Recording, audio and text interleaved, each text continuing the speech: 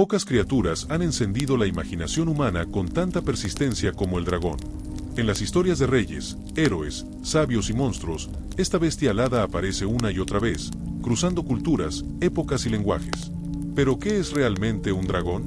¿Por qué su figura, a medio camino entre reptil y divinidad, entre guardián y destructor, sigue viva en nuestra literatura?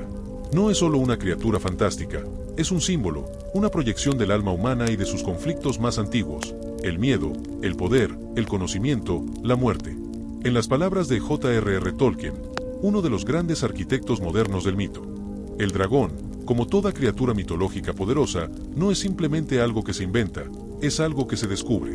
Hoy propondremos una lectura analítica del dragón como arquetipo literario, atravesando su evolución desde las leyendas antiguas hasta la literatura contemporánea, con especial énfasis en su función simbólica, moral y narrativa.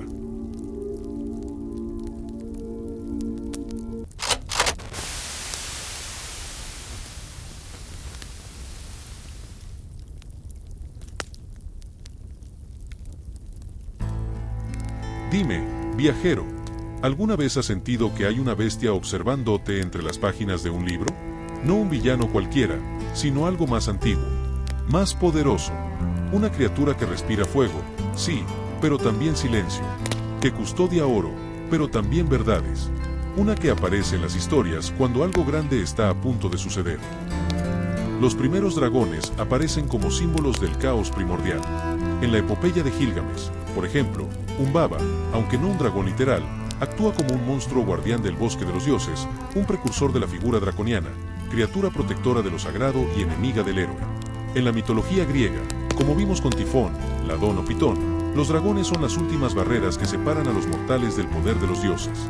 Son la encarnación del límite, del más allá de lo permitido. Según Joseph Campbell, el dragón es el guardián de la perla, pero también el obstáculo del héroe. Simboliza aquello que más deseamos y lo que más tememos. El héroe de las mil caras, 1949. En este sentido, el dragón no solo se enfrenta, se supera. Vencer al dragón es conquistar la madurez, la sabiduría, la inmortalidad. El héroe no mata a la bestia por violencia, sino por necesidad narrativa, para poder transformarse. Una constante en la literatura es que los dragones custodian saberes, tesoros o lugares prohibidos. En la Odisea, Beowulf, la Biblia o la tradición celta, el dragón se ubica como guardián de umbrales. El dragón de Beowulf, por ejemplo, no ataca sin razón, lo hace cuando un hombre roba una copa de su tesoro. No defiende el oro, sino el equilibrio simbólico de su mundo. El dragón ardía de ira cuando sintió el robo, no por la copa perdida, sino porque el hombre había violado el pacto antiguo entre el mundo y la muerte. Beowulf, verso 2220. En este poema, escrito en inglés antiguo alrededor del siglo VIII, el dragón representa el precio de la ambición y el fin inevitable del héroe. Beowulf lo derrota, pero muere en el acto. Es decir, el conocimiento o el poder obtenido tras vencer al dragón tiene un costo. También encontramos esta figura en el mundo oriental. En la leyenda del Rey Mono, un clásico de la literatura china, los dragones aparecen como sabios celestiales, protectores del equilibrio y mensajeros del cielo. No siempre son villanos. A veces, son aliados, pero exigen respeto. La literatura oriental ofrece una imagen menos dicotómica del dragón. No solo es destructor, también es portador de sabiduría y justicia. Con la expansión del cristianismo en Europa, el dragón se vuelve más claramente maligno. Es asociado con Satanás, el anticristo, la lujuria y la herejía. Aparece en el Apocalipsis de San Juan como el gran dragón, la serpiente antigua, que se llama Diablo y Satanás, Apocalipsis 12:9. La leyenda de San Jorge y el dragón popularizó la imagen del caballero cristiano que mata a la bestia del paganismo. El dragón ya no custodia un saber, sino que representa el mal mismo. El tesoro que protege es ahora una ciudad, una doncella, una fe, algo que el héroe debe liberar. No obstante, incluso en este contexto, el dragón sigue siendo necesario. Es el espejo oscuro que define al héroe. No hay victoria espiritual sin esa criatura oscura a la que enfrentarse. En los siglos XIX y XX, con el auge del romanticismo y la literatura fantástica, el dragón vuelve a complejizarse. Ya no es solo el enemigo, es personaje, metáfora, voz. Tolkien, en El Hobbit, nos presenta a Smaug, un dragón arrogante, poderoso y sarcástico, que habla con una inteligencia superior. Smaug no solo custodia un tesoro físico, sino el trauma de los pueblos que lo perdieron todo. Él es la sombra de la codicia y la avaricia humana. Bilbo no lo mata, solo lo despierta.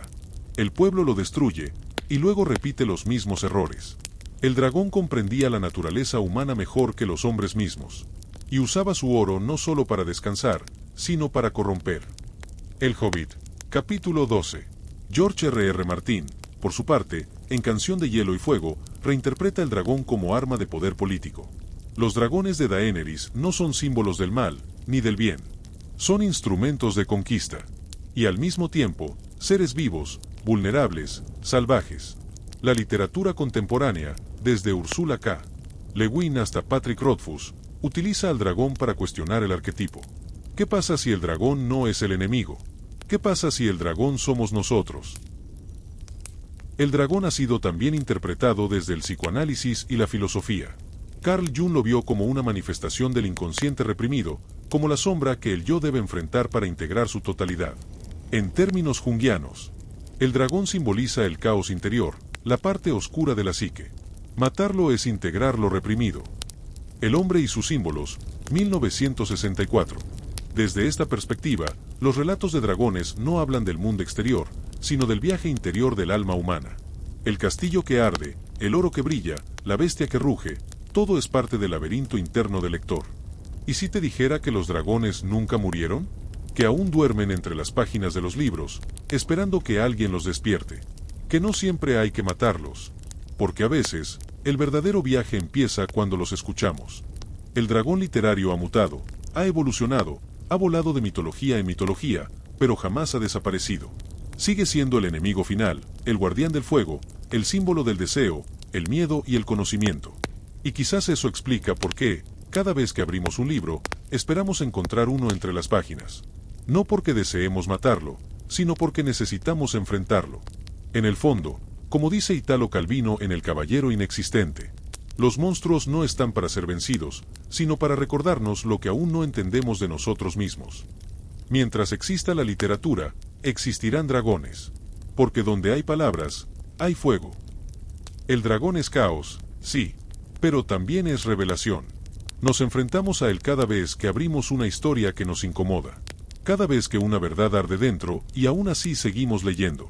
Cada vez que el corazón late más rápido porque sabemos que el héroe podríamos ser nosotros. Y si alguna vez, en medio de la noche, un libro te hace temblar, no huyas.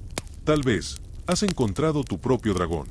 Y eso, viajero, es el principio de una historia inolvidable.